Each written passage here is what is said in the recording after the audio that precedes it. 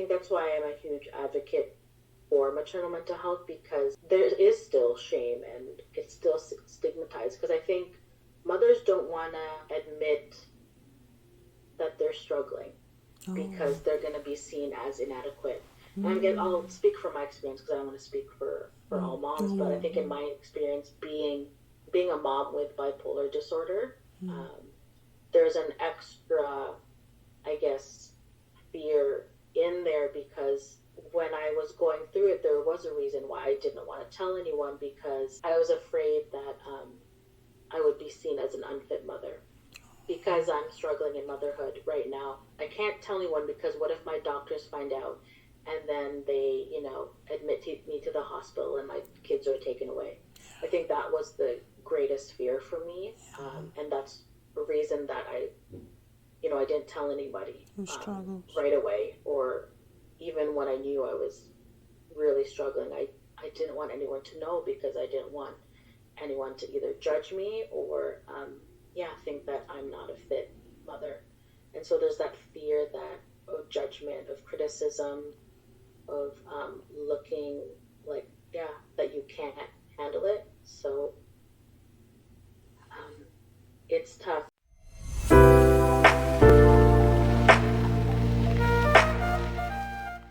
Hello everybody, welcome to episode 30 of the Dairy Mom podcast. My name is Diana Adair. I am the founder of the Dairy Mom. We inspire, educate and empower mothers who may be struggling to reclaim their dreams, or who may have temporarily set aside their ambitions due to the demands of motherhood. On the Dairy Mom podcast, we bring you powerful stories from audacious mothers around the world who defy societal expectations and harness their strength to juggle both roles of motherhood and the pursuit of their personal and professional ambitions successfully. Before we begin today's conversation, I want to take a moment to say thank you. Thank you to all of our new viewers, our new subscribers, and to all who have been with us from the beginning. I appreciate you all very much. And if you are yet to subscribe to our channel, please do so by hitting the subscribe button. This helps our channel to grow. Today's episode is the second part of our series, Breaking the Postpartum Silence. We are honored to continue our conversation on postpartum depression and its impact on maternal mental health with our special guest, Annalisa Vicente, who is right here with me in Canada. Annalisa Vicente is a wife and proud mother of two amazing boys. She's a motherhood coach, registered early childhood educator, and best-selling author. Annalisa is also a bipolar and maternal mental health advocate who is passionate about spreading awareness on postpartum depression and anxiety and its impact on motherhood. Her mission is to inspire women in communities through meaningful connections and creative expressions to strengthen their self-compassion so that they can feel seen, heard, and heal. If you're ready for today's conversation, grab your pens and notebooks and join me as I speak to our special guest.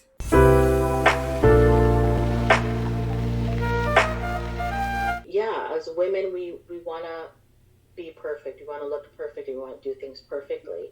Not saying all women want that, but it's just ingrained with us. It's Speak to women, and they're like, it's just a part of us. Yeah. And we have to keep it in check. Yeah.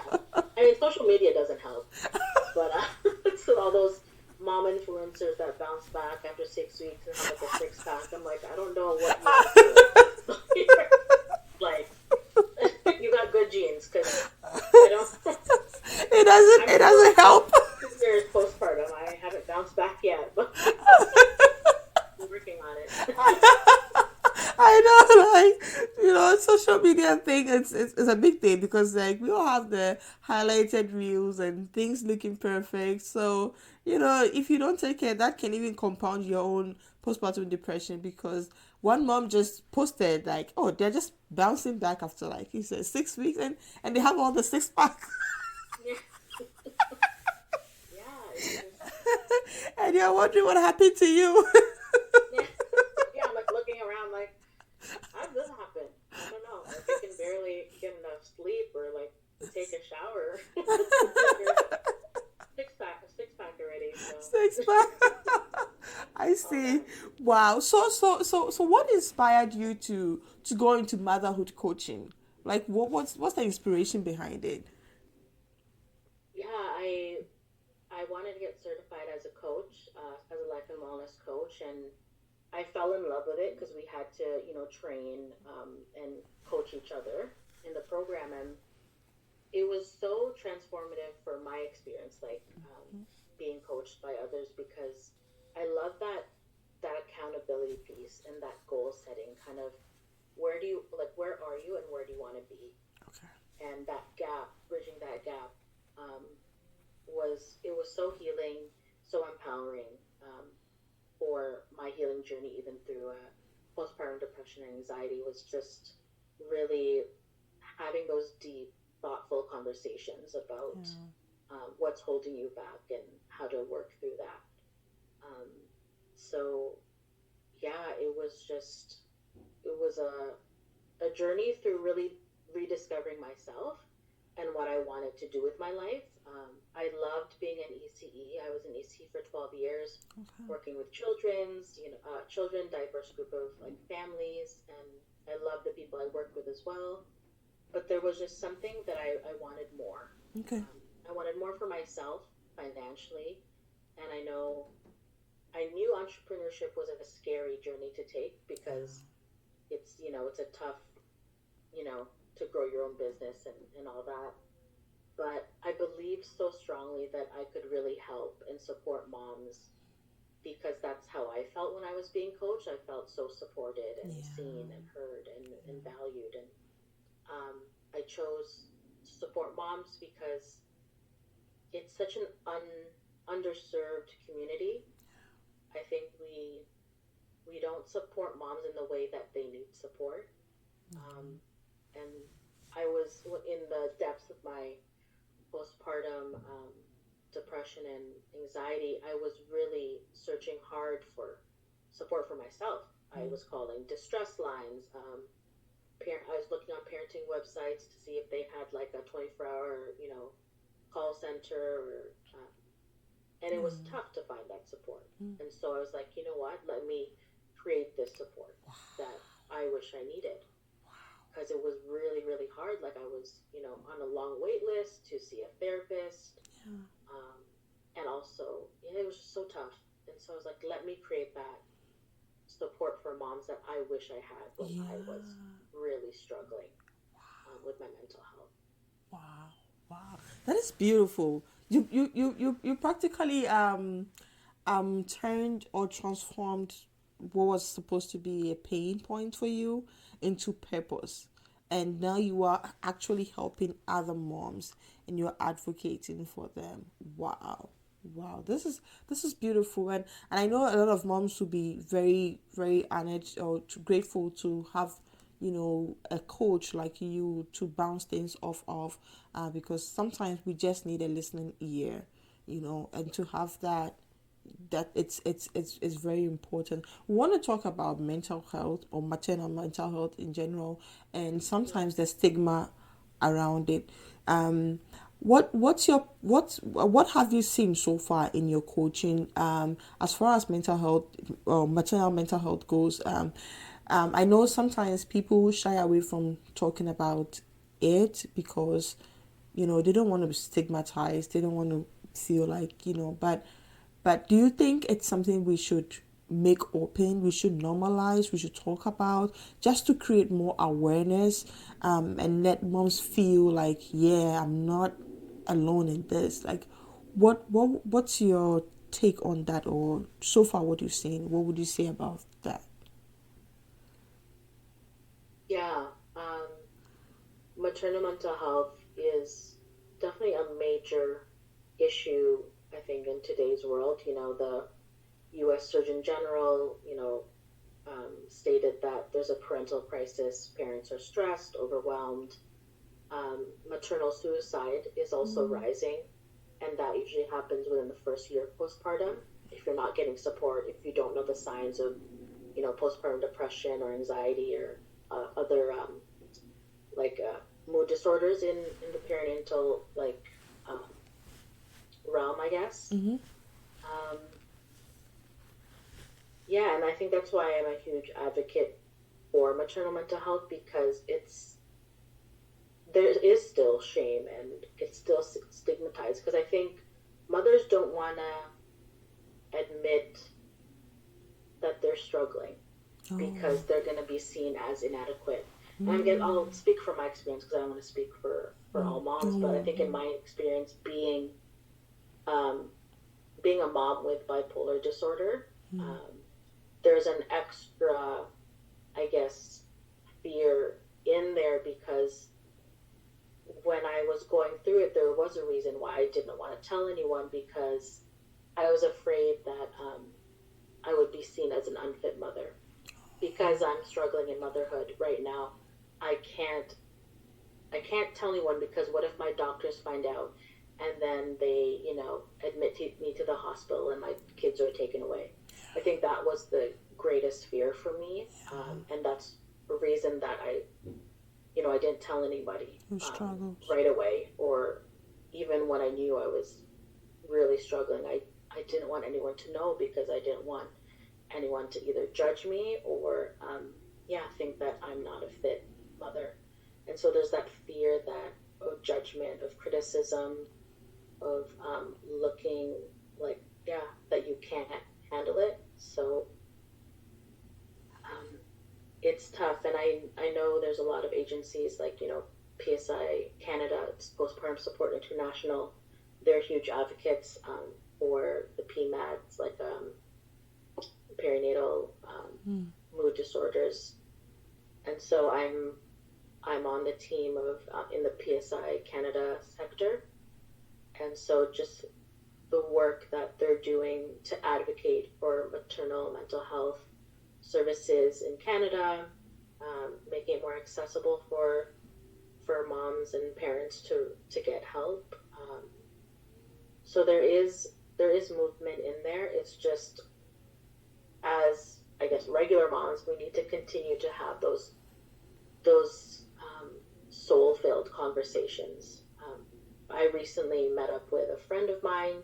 She's a mom of 3, and we were just like chatting about the really shitty parts of like motherhood, and like what we're struggling with, and like our real feelings and our thoughts about how we feel as mothers. And I think I always love having those conversations with moms, because it's just, you feel so seen. And when you feel seen, and when you talk about the hard things that are really like that you're struggling with, it takes away the shame and it takes away the guilt, because other moms are going through it too.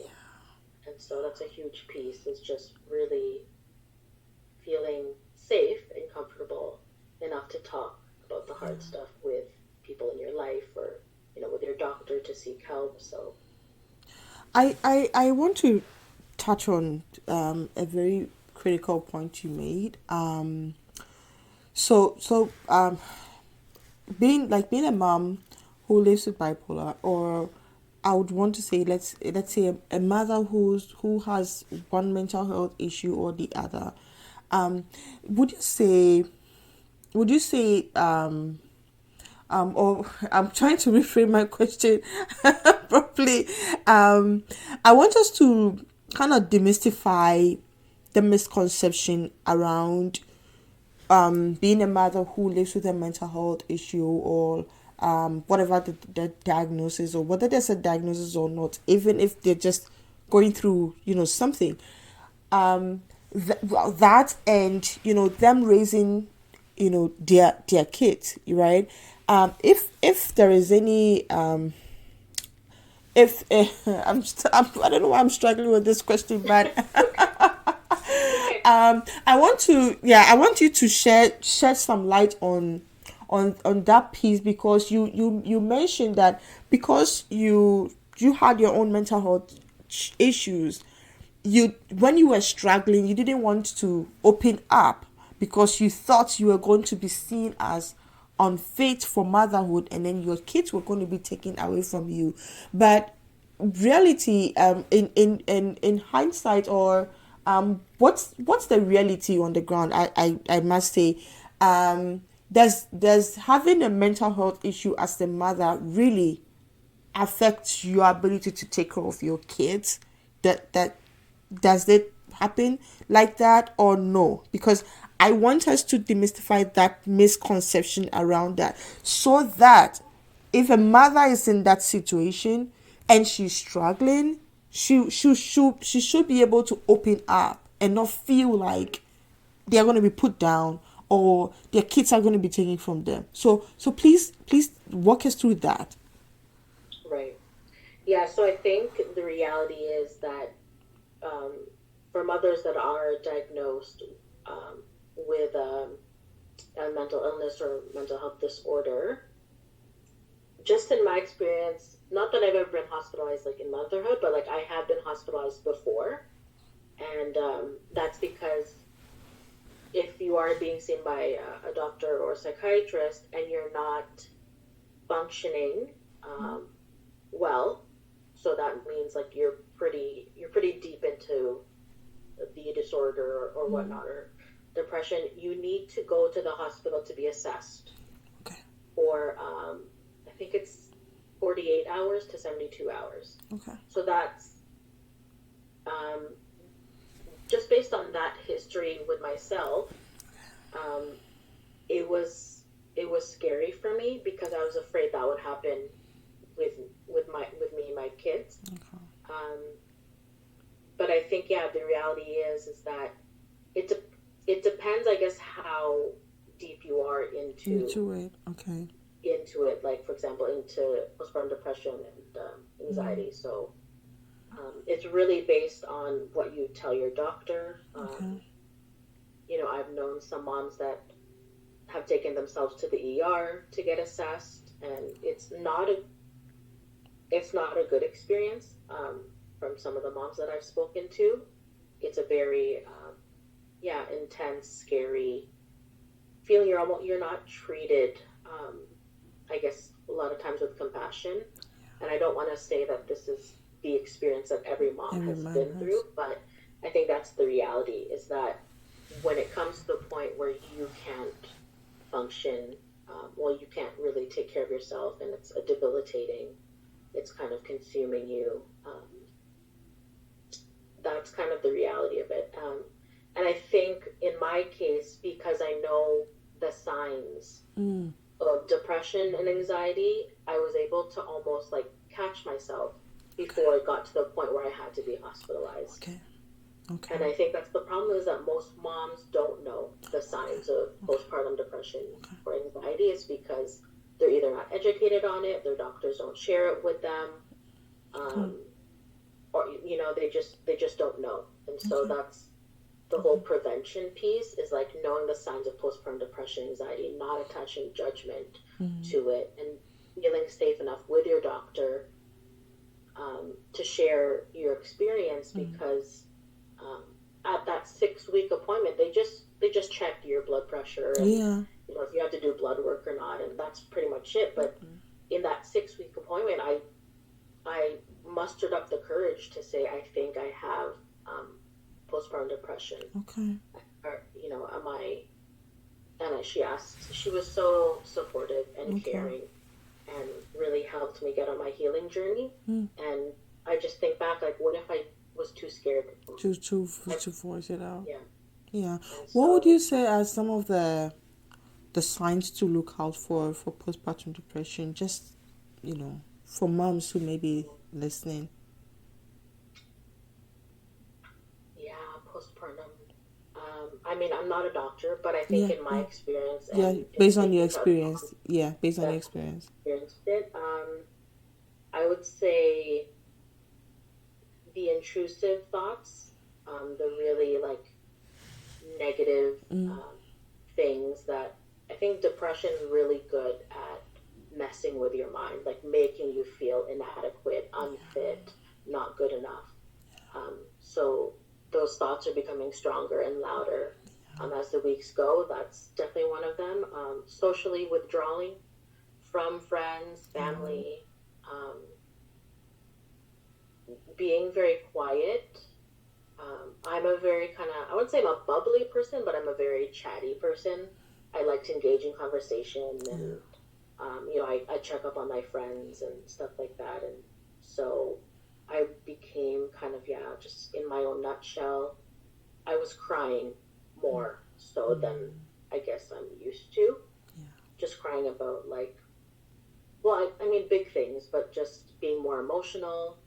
And I think the rage piece, the postpartum rage, is something moms don't want to talk about, but I experienced quite a bit.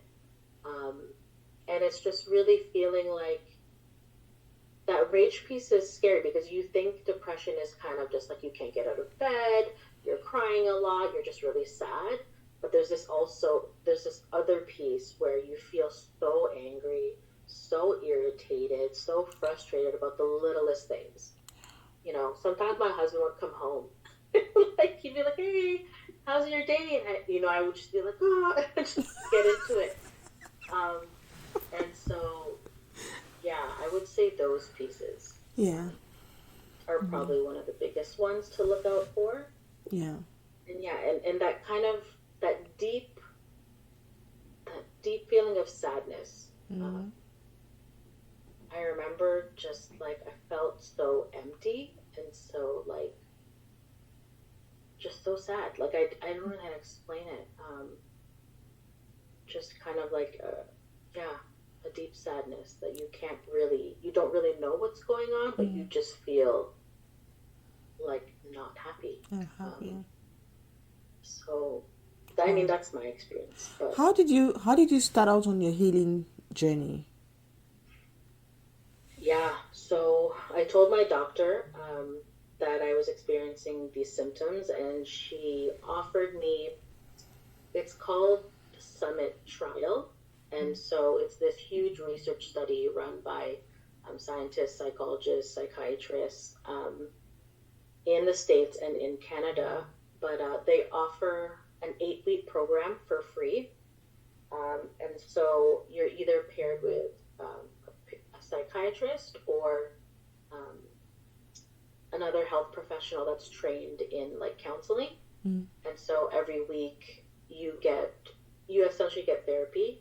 So that 8 weeks was really helpful in just kind of helping me understand my needs and the suffering that I was experiencing, and doing little activities throughout the week to kind of boost my energy and just making me feel more like, I guess, like happy, fulfilled, and less like overwhelmed and sad.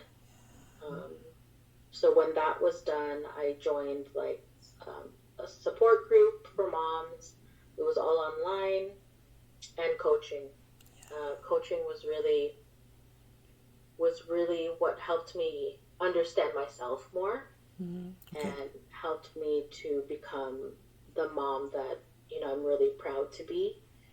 And so it held me accountable to what I wanted to achieve personally. So, for example, I wanted to build more self-compassion for myself, and it was a very tough thing to face and kind of work through, because my whole life I've always just been very hard on myself, and sometimes it was good because I was, a high achiever. I was always pushing myself to do more things and achieve more. But it was really just like reflecting on my own humanity and saying, I'm not a robot. I can't, always be on or always taking care of everyone else, or always go, go, go. It's just really giving myself that grace and that compassion to slow down, to rest, like ask for help. This is so beautiful. Thank you for sharing that piece with us. So beautiful. And I want to touch on support system. Like, if we have friends and family around, what would your advice be for people who we have around us as mothers, in terms of them stepping in to support us? Because like you said, sometimes as mothers it is difficult for us to open up, to seek help, or to say, hey, I'm breaking down, can you help me, or whatever, or this is actually what I'm going through, it's too much, I just need a space to vent, right? But so for those that we have around us, being it partners, our husbands, friends, family, what would your word be for them in looking out for us? Yeah, that's a great question because I think like, when we think of supporting moms, we think of taking care of the baby. And although that's important, and I know some people may not agree, but I think, like, no offense, like, I can take care of the baby. Like, can you take care of me? Me. Take care of the mom. And that could look like, bringing a frozen lasagna over. Yeah. Checking in with, checking with the mom and saying, how are you doing? Like, emotionally, mentally. Like, being really specific on your questions. Because sometimes, how's it going or how are you doing? It's so broad and, like, most people will just say, I'm fine, I'm good. Yeah. And really just creating a safe space for moms to vent without without giving advice or without judgment. So even sometimes it's like, oh, I'm having a really tough time. I'm juggling too much. The kids are, overbearing. And then, somebody will say, oh, you should be grateful. You asked for this. And, like, I mean, those things are nice, but it's like if a mom is going through a really tough time, saying you should be grateful or, kind of dismissing their feelings, like, makes them feel worse because you're not validating their experience. Yeah. And that's a huge thing. It's like, oh, you're an amazing mom, just keep going. And, like, those things are really nice and great, but I think it's also important to just, be the listener.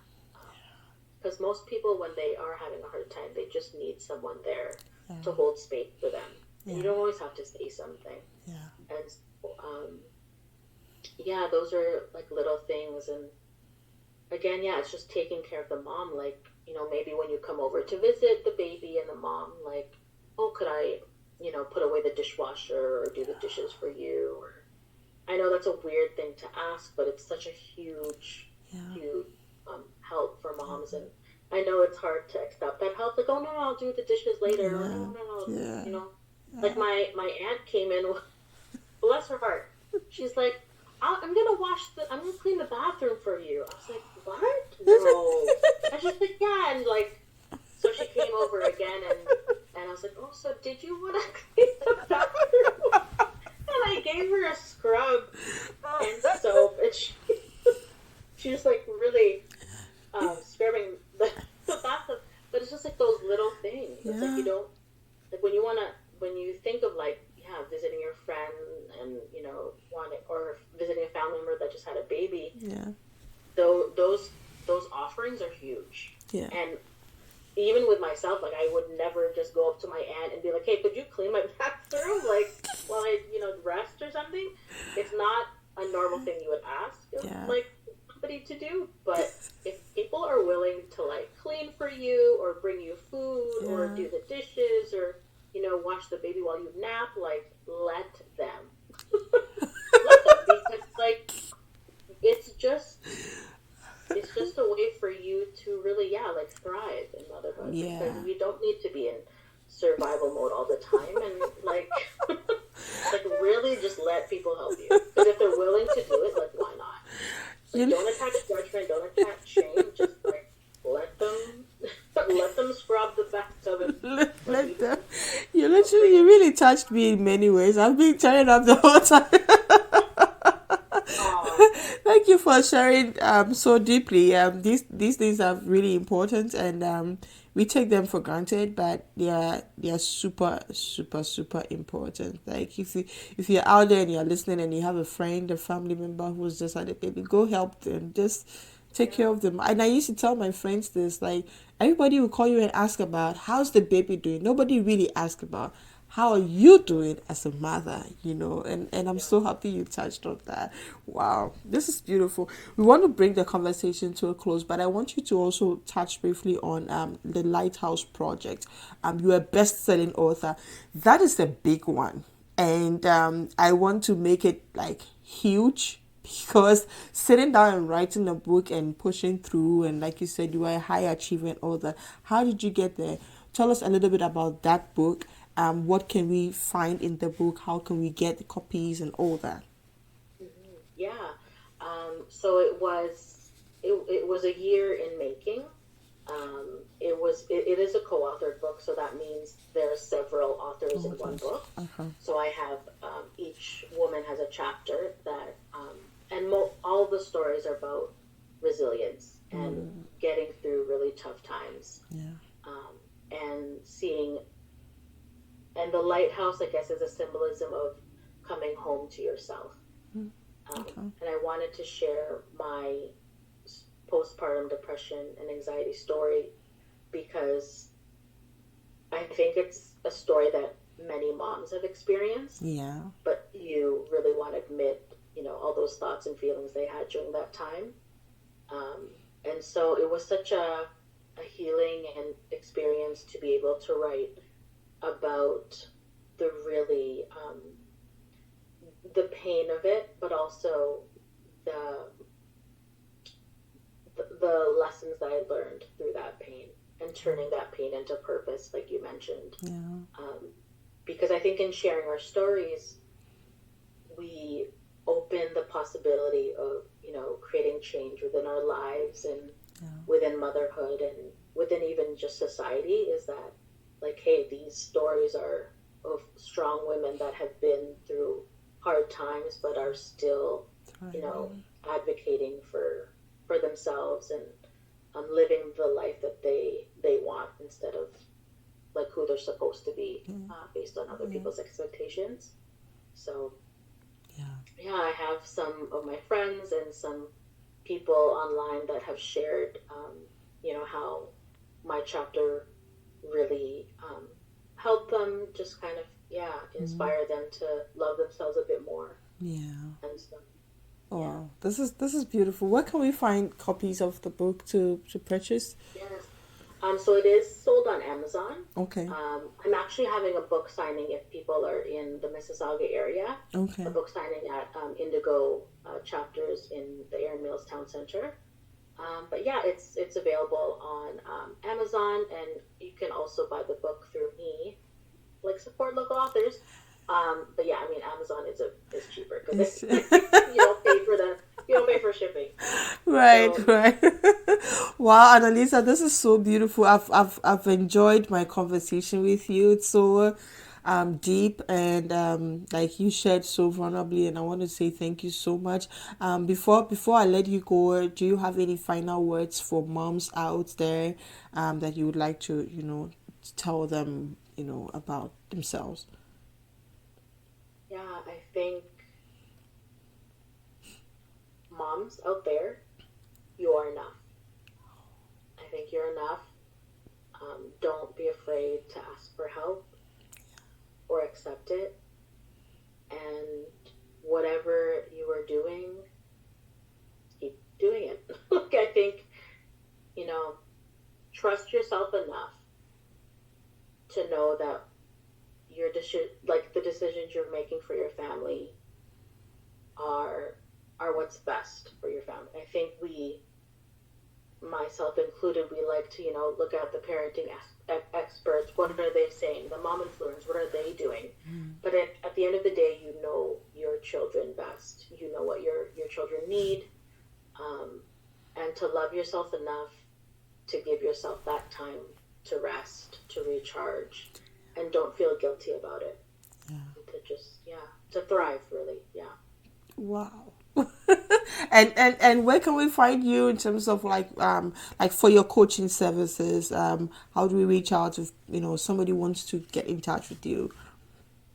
Yeah, you can either DM me on LinkedIn or Instagram, but I also have a website. So AnnalisaVicente.com is where you can book like a meeting with me or a chat. So yeah, and so thank you, Diana, also. It was such a wonderful conversation. I love that we laughed and cried and yeah, I know. So thank you so much for giving me this opportunity to share my story, and I really appreciate what you're doing for moms, and I really wish you all the best. Thank you so much, Annalisa. I don't know, I've just been touched emotionally today. I really kind of, I'm usually the person who puts on the tough skin, but when I get into Yeah. these conversations with moms, sometimes I just can't help it, and I want to say thank you. I want to say thank you, Annalisa. Yeah, no, thank you too. Okay. I love talking to you. Yeah. Thank you.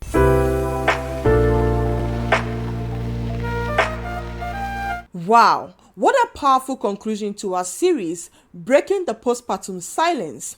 The biggest key takeaways from Annalisa's story are there is always professional help out there for you. So if you're going through postpartum depression or anxiety, or you're going through any maternal mental health challenge, be sure to seek one. There's always help available for you. Also, be sure to find your community and seek help when you need one. These are very important reminders for all of us as mothers. Thank you so much for staying with us up until this point. Next Sunday, we'll bring you another inspiring episode from another mother. Be sure not to miss it. We want to thank you for staying with us through today's episode. If you want to connect with Annalisa, you'll find her on Instagram at Annalisa_awakened. You can also find her on LinkedIn at Annalisa Vicente. You'll find the links to her pages in the description of this video. If you want to connect with the Dairy Mom, you find us on Facebook, TikTok, and on LinkedIn at The Dairy Mom. And on Instagram, you find us at @the Dairy Mom. You can also read more stories on our blog on thedairymom.com/blog. Thank you so much for staying with us today. And as I wrap up, I want to ask you one question. What is your hashtag, The Dairy Mom Story? Join me and let's do this together. My name is Diana Adair, and I am The Dairy Mom.